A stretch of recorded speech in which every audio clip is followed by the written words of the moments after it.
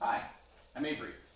This is a new video series that I thought people might enjoy that I'm calling Signature Shots. I'm going to be getting different people to contribute to it.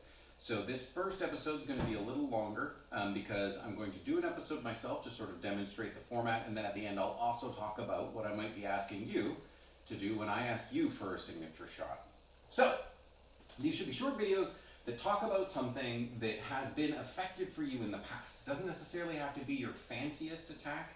But it could be something that just you fall back on a lot. You might call it your bread and butter. You get a lot of success with this particular shot. That shot doesn't need to be something that you have it completely invented on your own. It's just something that you find works really well for you. Maybe it's just an onside shot with a step to the side. Boom, and it works really well for you. Great. That's what I would call one of your signature shots.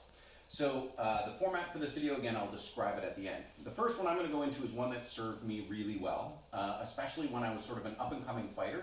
It worked really well against sort of high-level squires and some of the newer knights. Probably 80% of my fights, I landed this shot as a counter. So what is the scenario in which it works really well?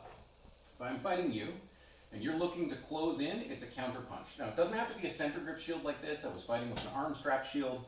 But you do need a relatively long sword in your good hand, and you need to keep your eyes up. So when that person steps in, if you stepped in right now, the blow simply looks like this. That's it.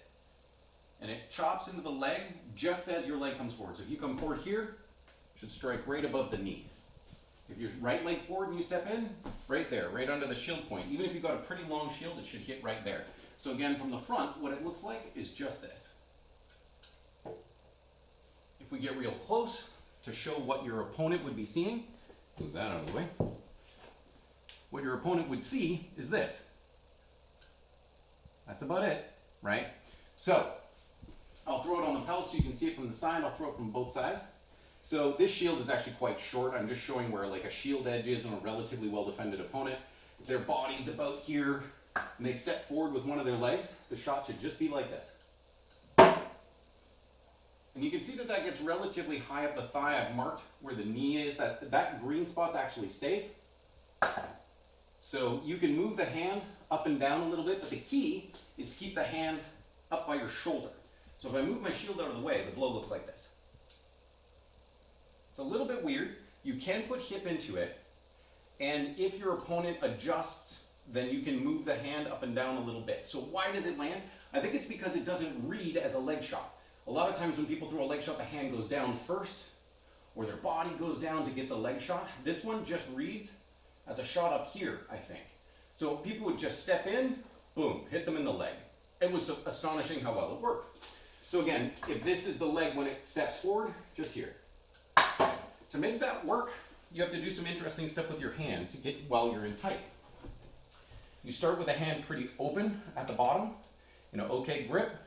You come around, you close the hand, and then sometimes, because your hand is still close, you're not out here, your hand is still close to your body, you might need to open up at the bottom again. So you go from like okay to fist to okay to allow it to rotate pretty far in your hand. If we spin this around, show it from the other side. Again, I'm just trying to show that part of the shield that's going to block a typical person's leg. That's a very small shield, so imagine they were covering their head as well with a taller shield, but it's just like this. You didn't have to move your shield out of the way for the blow, even if it's arm strapped here. If you're in a forward guard, you just drop the hand in place here. Boom. You don't have to pull it back to the shoulder. The trick is that the hand doesn't move down. All right, and from the rear,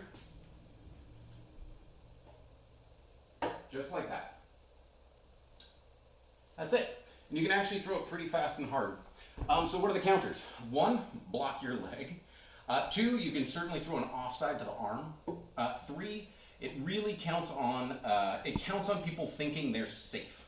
I didn't design it as a feint, it's just people stepped in and I was like, I guess I'll throw for the leg. Holy crap, it worked. So it's not really a feint, I'm not going to the head or anything like that. It's just they move in, boom, and they don't even really recognize the movement. So the best counter is be prepared for your opponent to throw even if you don't see them wind up. Be aware that they can throw for your leg from a high hand position. And you can just, here, it doesn't expose me much. I can easily back out, but you can press the advantage a little bit, right? As soon as anyone throws a low blow, you can start going high. So it's a pretty safe shot.